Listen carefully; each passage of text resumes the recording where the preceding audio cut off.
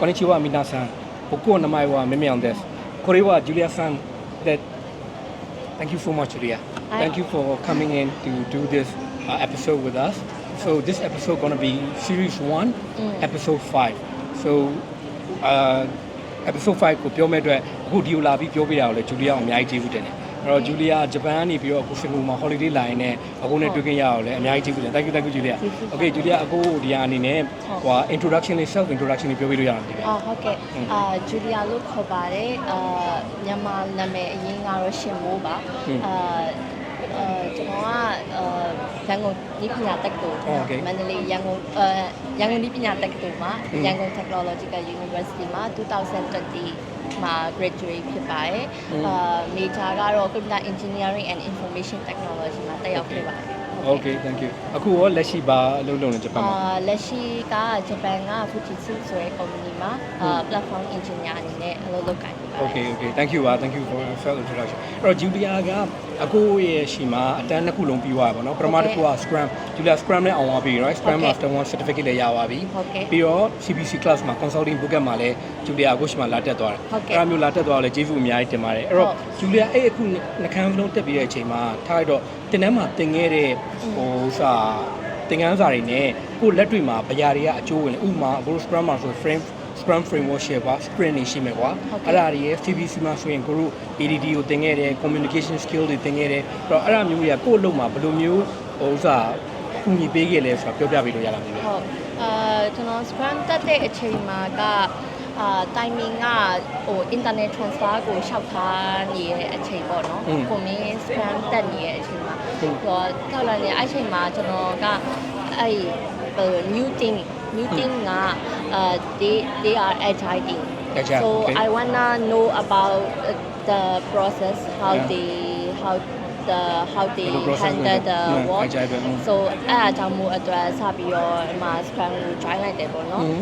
Scrum ကို join လိုက်ပြီးတဲ့အချိန်မှာတကယ်လဲအဲ့ internet transfer အတွက် interview တွေဖြေရတဲ့အချိန်မှာဟို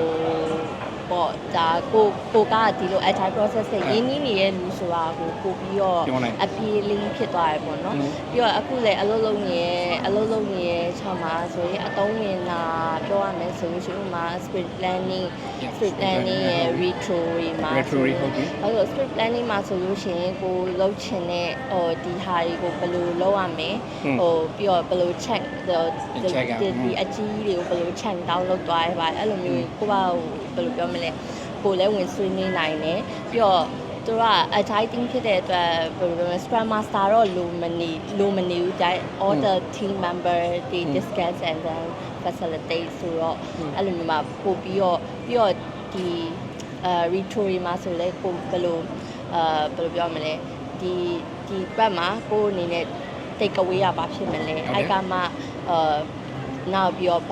ဘာကန်ပြီးတော့what round ပေါ့နော် what round မှာကိုကဘာကိုပြန်ပြီးတော့ can try in the next sprint ဆိုပြီးတော့အဲ့လိုမျိုးလုပ်တဲ့ဘယ်လိုပြောမလဲworking process တွေကကိုကဟိုနားလေးလေသွားတယ်ပြီးတော့အဲ့ဒါတွေလည်းပို့ပြီးတော့ဟိုကိုပြောချင်တာတွေပါလို့ I trade လုပ်နိုင်သွားတယ်ပေါ့နော်ဟုတ်ကဲ့ okay thank you အဲ့ဒါမျိုးအခုညီဖြစ်တဲ့ flow ကိုဝမ်းသာတယ်ဟိုကြတော့ဒီ CBC ရဲ့ framework တွေဆိုရင်ရော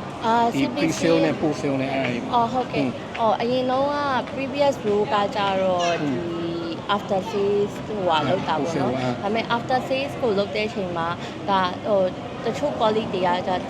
they were working in the pre-sales ကွာ they were working in the pre-sales so I don't really maybe because of the language barrier also I don't have much chance to work on the pre-sale phase but when I see them but I want to know what pre-sales have to do or like that but I didn't have experience or chance to know about it ဒါပေမဲ့ကိုမင်းအတန်းတက်လိုက်တဲ့အချိန်မှာဟိုဘယ်လိုပြောမလဲသူ့ရဲ့ pre-sales ရဲ့ working process phase to phase by phase တွေလည်းတည်သွားတယ်ပြီးတော့ the whole ဘယ်လိုပြောမလဲ project perspective အနေနဲ့လည်းဒီ from the start of the negotiation ဆိုင်ရာနေမှာကိုဆောက်လုပ်တဲ့အထိဘယ်လိုတွေလောက်တာလဲဆိုတာကိုသိလိုက်ရတယ်ပေါ့နော်ပြီးတော့ဟိုမှာကျတော့ဂျပန်လိုဖြစ်တဲ့အတွက်ဂျပန် customer they have to deal with အဲ့လိုဆိုတော့ဟို although the training is there inside the company I didn't really ဘယ်လိုပြောမလဲကိုက in-touch လုပ်ခွင့်မရှိဘူးပေါ့နော်ပြီးတော့အဲ့ဒါကိုတတ်မယ်တက်ရင်တော့တက်လို့ရတယ်ကွာဒါပေမဲ့ကိုကအဲ့ဟာမှာလုံနေ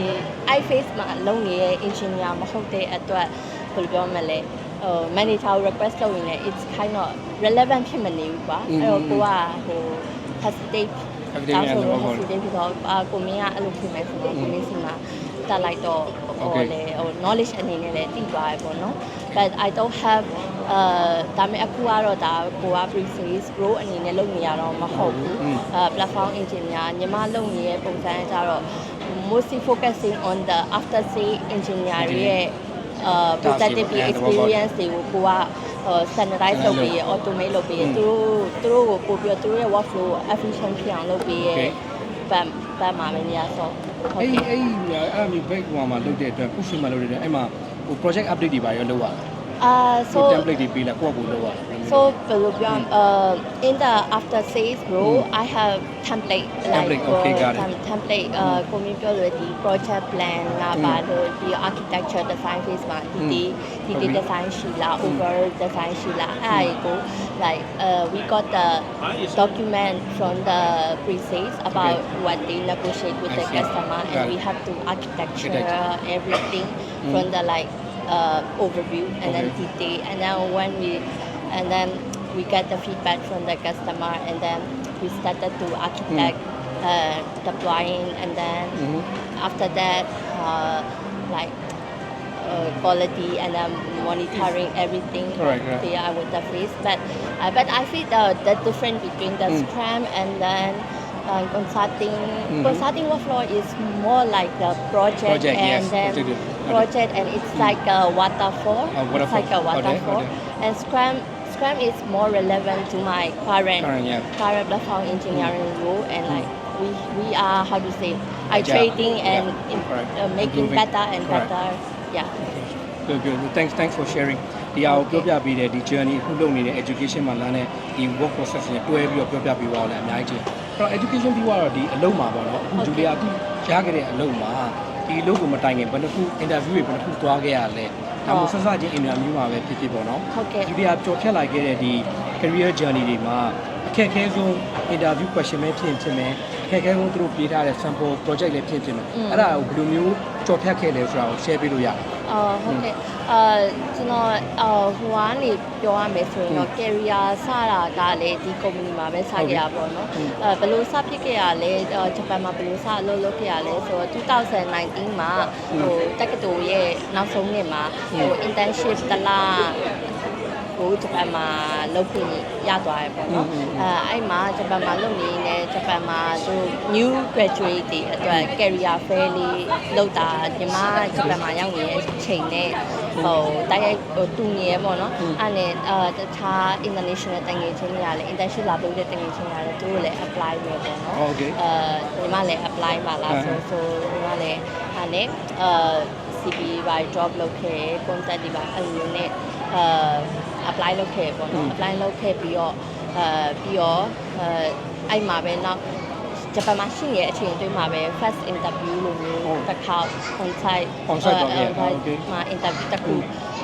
လုပ်ခဲ့ပေါ့နော်ပြီးတော့သူတို့အဲ့ချိန်မှာလည်းကိုယ့်ရဲ့ဟိုပွဲမရသေးဘူးဒါပေမဲ့ဘယ်ချိန်မှာ expected to be graduated ဒီ share လုပ်ခဲ့ကိုယ့်ရဲ့ background ဘာညာအဲ့လိုမျိုး share လုပ်ခဲ့နေပြီးတော့ company ရဲ့ဘယ်လို if they hire me how they recruit me ဆိုရဲဟို process တွေလည်းနည်းနည်းသိအောင်လုပ်ခဲ့ပေါ့နော်လုပ်ခဲ့ပြီးတော့မှသူတို့ကlike technical interview ကတော့ if they ဒီဟာမှာ